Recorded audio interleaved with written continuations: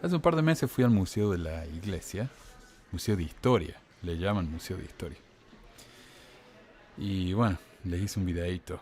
Y acá en la entrada nomás habla acerca de José y su familia. Y esto es muy interesante. Acá tenemos el sermón de un tal reverendo Townsend. Y que habla acerca de cómo si uno tiene falta de sabiduría, tiene que pedirle a Dios.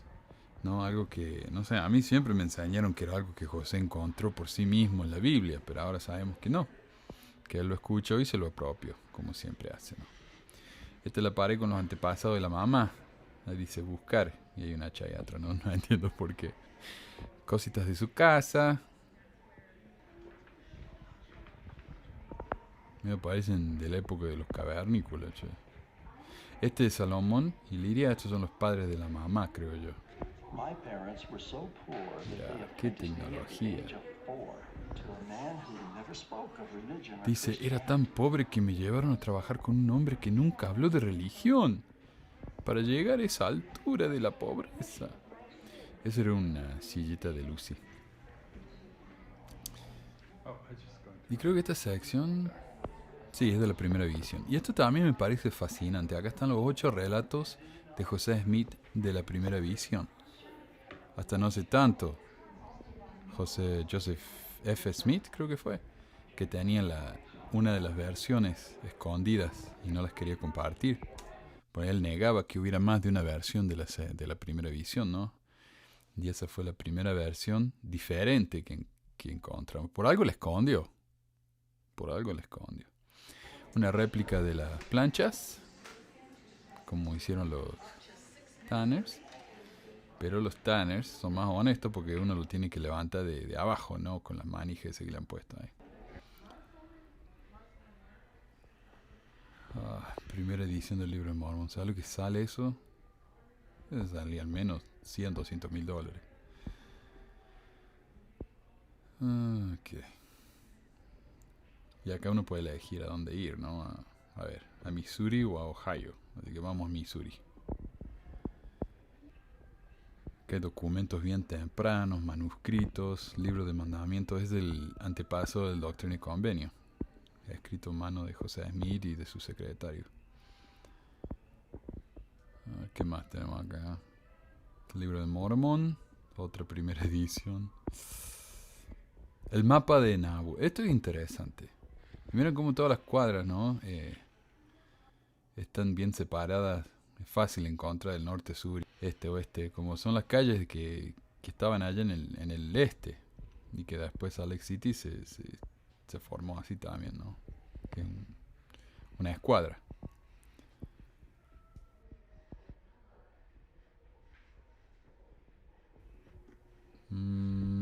Esta es la orden de exterminio del gobernador Boggs. Una copia, obviamente. Lo que no tienen, que me parece muy curioso, es cuando uno de los amiguitos de José, ¿cómo se llama? Primer consejero en la primera presidencia, dijo que él quería exterminar a los no mormones de Missouri. Eso no está ahí por alguna razón. Esta es una réplica de la cárcel de Liberty.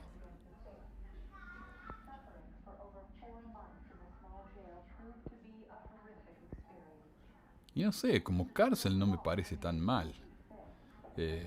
Mira, tiene una estufa, escritorio, unos muebles lindos. No sé, me parece a mí que dentro de todo es una cárcel decente. Ahí están las barras, eso está bueno. Unas barras y roca de la cárcel de Liberty original.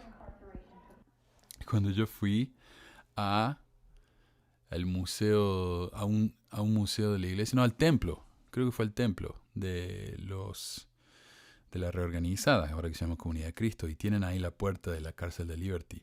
Y cuando fui al frente, que está un centro de visitantes de la iglesia, yo les dije, hey, los de la Comunidad de Cristo tienen la puerta de la cárcel. Y dicen, sí, pero nosotros tenemos la llave. Oh, wow. Qué gran cosa, ¿no? Esa es una réplica de la tiendita de ladrillos rojos de José Smith. Arriba de esa tienda fue donde empezó la ceremonia del templo y todo eso. Esta es la constitución espiritual de Nabu. Creo que se refiere al Doctrine Convenio, no sé. No sé de qué se trata.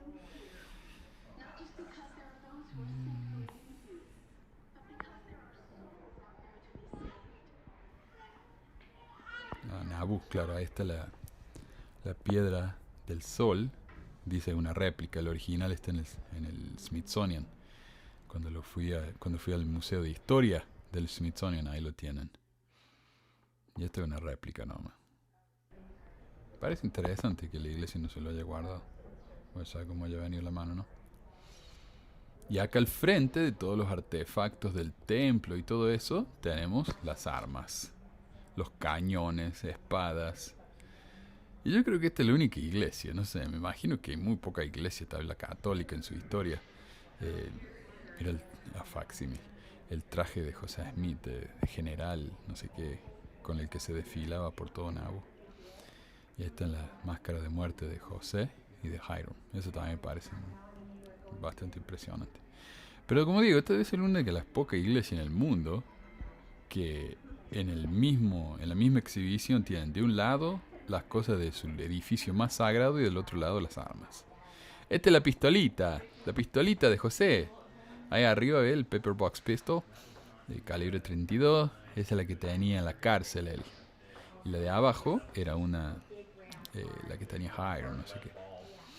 Pero sí, con esa dispararon a varios que los quisieron matar. Y lo que dice esta señora... That for years the story was told that this watch saved John Taylor's life. And we know now, just from the research that's been done, if he had been shot in the chest point blank, that watch would have shattered. Dice que hay un mito en la iglesia de que ese reloj, ahí tiene el reloj de John Taylor, el de él, y la historia en la iglesia dice que cuando los dispararon, el reloj paró la bala y ahí se detuvo. Y ella dice, cuando el tiempo se detuvo, cuando la bala le pegó.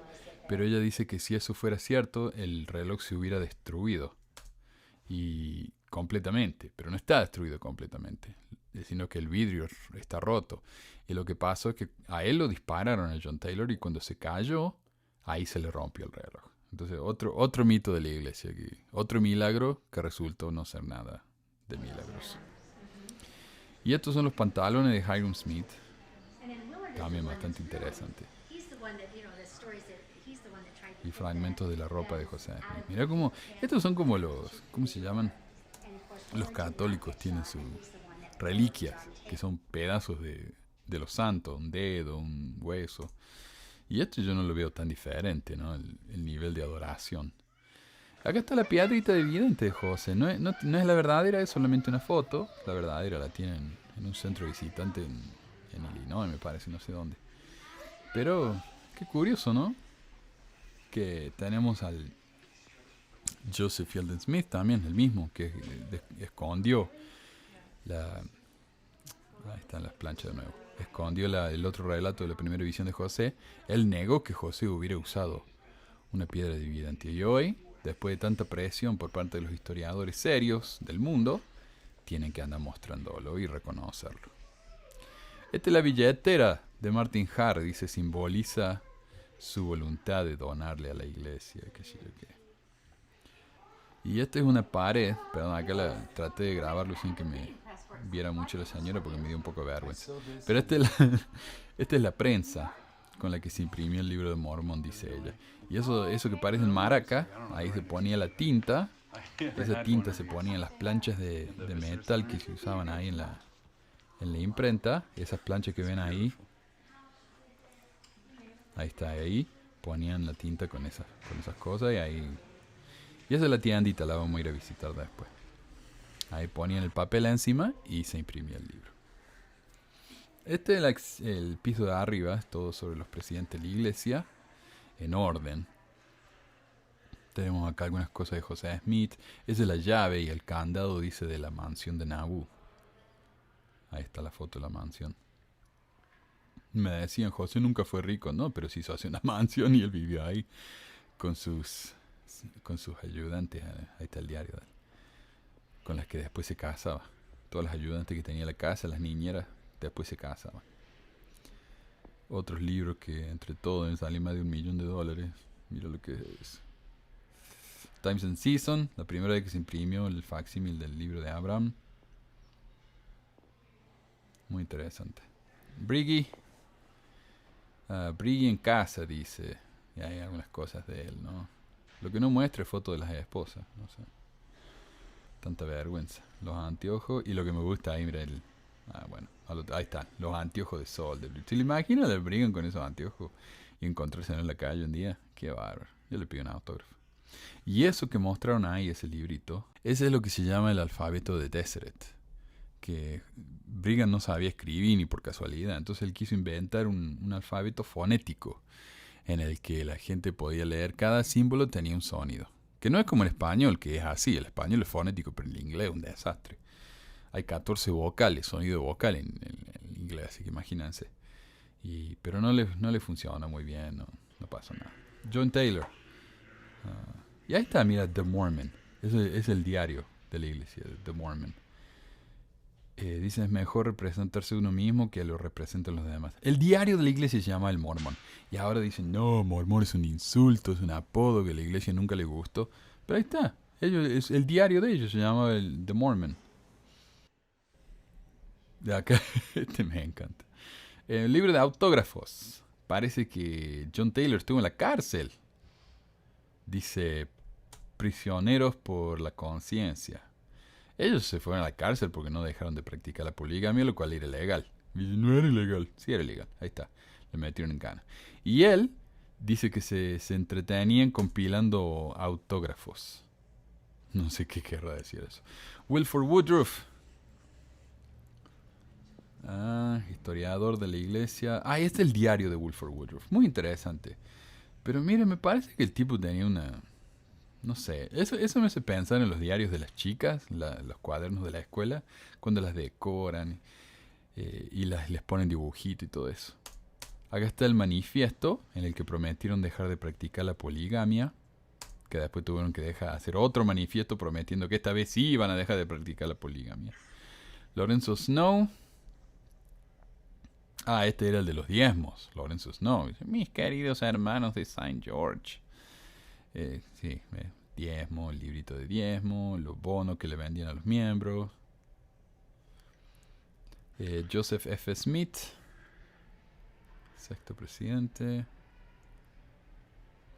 Parece que él preservó sitios históricos. La verdad que no hay mucho muy interesante. Heber G. Grant, J. Grant. Mira, ya entrando a la modernidad. Mira lo que es escritorio. Y ese es un aparato para dictarle a la secretaria. Él dicta un dictaphone.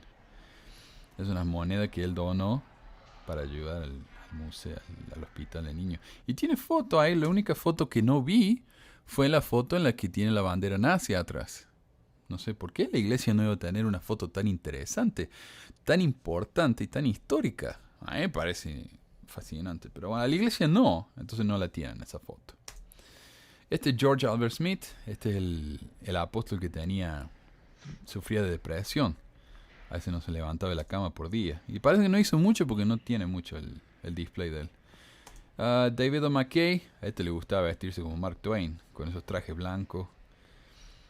Parece que era explorador. Niño explorador. Scout. Este es el cuchillo del otro. Del George Albert Smith. Eso es interesante también. Pero como decíamos, bueno, ahí está. Sé que le gustaban mucho los caballos. Ahí tiene la sentadura del caballo. Los guantes. Qué nivel, David O. McKay. Librito que escribió. Joseph Fielding Smith. Acá estamos entrando a... Este era el profeta más oscurantista, antieducación que existió. Escribió muchos libros para ser tan oscurantista. ¿Cómo se dice? Están los anteojos y el famoso sombrero. Y el libro El hombre, su origen y destino. El libro más anticiencia que se ha escrito. Harold B. Lee. Este es un apóstol el profeta del que nadie sabe nada. Parece que tenía algo que ver con los trenes, porque tiene un bono del tren y todo eso. Harold B. Lee. Este es de Kimball, que estaba muy relacionado con los nativos americanos. Él decía que los indios se estaban haciendo más blancos porque se estaban haciendo mormones, lo cual sabemos que es muy científico de su parte. Ahí está el micrófono, dice miniatura, que se enganchaba en los anteojos. Otro artefacto muy interesante, ¿eh? Ahí está la foto. Muy interesante. Los libros que escribió muchos libros. Y este es un Moroni, muy curioso, porque este no es el Moroni de un templo, este es el Moroni de una capilla en Washington, D.C., que estuvo ahí como de los 50 hasta los 70, algo así. Y ha estado acá en Salt Lake desde 1985, acá en el museo. Y es un poquito más bajo que el resto de los ángeles Moroni. Este tiene unos 3 metros y algo, y los otros en general tienen 4 metros. Muy curioso. Y acá al otro lado lo tenemos a Benson. Este es el profeta anticomunista, que era secretario, dice, de Agricultura. Ministro de Agricultura. De Eisenhower, creo que era. Ike. Y ahí están algunos libros que escribió él. Dice Dios, familia y paz. Él escribió muchos libros. Tienes las charlas. Esas son las charlas que usé yo. Este era el profeta cuando yo me bauticé. Y como... ¿Cuándo fue? Casi 10 años después que salió en la emisión todavía usábamos esas charlas. Y muestra el libro ese del hombre este, pero no muestra un libro que para mí es tal vez el más interesante de todos, que es la introducción que hizo él de un libro que se llama Black Hammer, en el que él dice que la iglesia se oponía a los derechos civiles de los negros porque era una excusa eso para introducir el comunismo en los Estados Unidos. Porque los negros, básicamente lo que él le decía de manera indirecta, eran demasiado estúpidos como para comenzar una campaña así por su propia cuenta. Entonces, ellos simplemente eran una herramienta de los comunistas. Los comunistas los estaban haciendo luchar por sus derechos, y una vez que los tuvieran, y los negros tuvieran los mismos derechos que los demás, ahí los comunistas iban a meterse en el país y aprovecharse, ¿no?, de esa nueva influencia que tenían. Eso es lo que... Miren la tapa esa. Tiene el nombre del futuro profeta de la iglesia, Rataf Benson. Qué belleza. Todos los libros, supongo yo, que se tradujeron durante su tiempo en otros idiomas. Tenemos Hunter. La verdad es que Hunter tuvo como 2 meses de profeta, así que no hay mucho para decir. Hinckley. Lo tenemos acá el señor Hinckley. Él hizo los mini templos para llenar el mundo de templos. Pero el Nelson le ganó porque hizo maxi templos por todo el mundo. Dice, voy a hacer mini templo, mira, yo hago maxis. Y acá, yo no sé si todavía está, pero estaba el púlpito de la conferencia general cuando construyeron el nuevo centro de reuniones. Hicieron el púlpito ese. Y él estaba muy orgulloso porque lo habían hecho con un árbol en su casa. Y un amigo mío me contó que él en esa época trabajaba en la iglesia y en realidad el árbol estaba tan muerto y tan podrido que la madera estaba arruinadísima. Así que no le dijeron, para que no le lastimarle los sentimientos al hombre este, usaron madera que compraron en la ferretería. Y le dijeron que habían usado su arbolito. Y esta es la revista que habla acerca de la iglesia, cómo se hicieron los mormones, algo así. Y me parece curioso porque este artículo es muy negativo en contra de la iglesia, especialmente por el tema de la poligamia. Pero, bueno, tiene la foto de Hinckley, así que lo pusieron ahí. Monson. Muchos certificados. Monson era un Boy Scout. Era un impresor, así que ahí tiene la placa de impresor con el nombre de él. Y eso. Ya me encanta porque mira, re caliente mirando la foto del Nelson. Esta es la sección de arte del museo. Parece la parte que más se salva. Y esto es una exhibición temporaria acerca de los pioneros. Varias cosas bastante interesantes. Cosas interesantes que han puesto ahí. Artefactos. Hay otra imprenta. Esta era de W. Phelps. cuando estaban en Winter Quarters. Ya sí. Y ahí están anunciando que se está por cerrar el museo, así que me tenía que... Esta es la tiendita que está ahí abajo. Era más grande antes, pero ahora... Antes tenía más libros, ahora es más recuerditos y cosas así. Mira, sección para chicos, para que compren, lleguen a la casa y muestren lo espirituales que son. Juguetitos del arca y esas cosas. Y bueno, ahí está el frente del museo, justo al frente, como les digo, de la manzana del templo y al lado del edificio de genealogía. Ahí está. Y ahí atrás tienen una cabaña de un mormón. Nadie famoso ni importante, pero está bueno. Está bueno porque es una cabaña original. La han traído de allá del medio de la nada donde vive el hombre este y la han vuelto a armar acá en el centro de Salt Lake. Y yo tengo un video que hice en un fuerte. Si ustedes van y se fijan ahí, uno podía entrar adentro de las piezas esas y mirar. Estos son los jardines históricos. Me parece muy interesante porque ahí hay una hamburguesa histórica que dejó alguien del In-N-Out.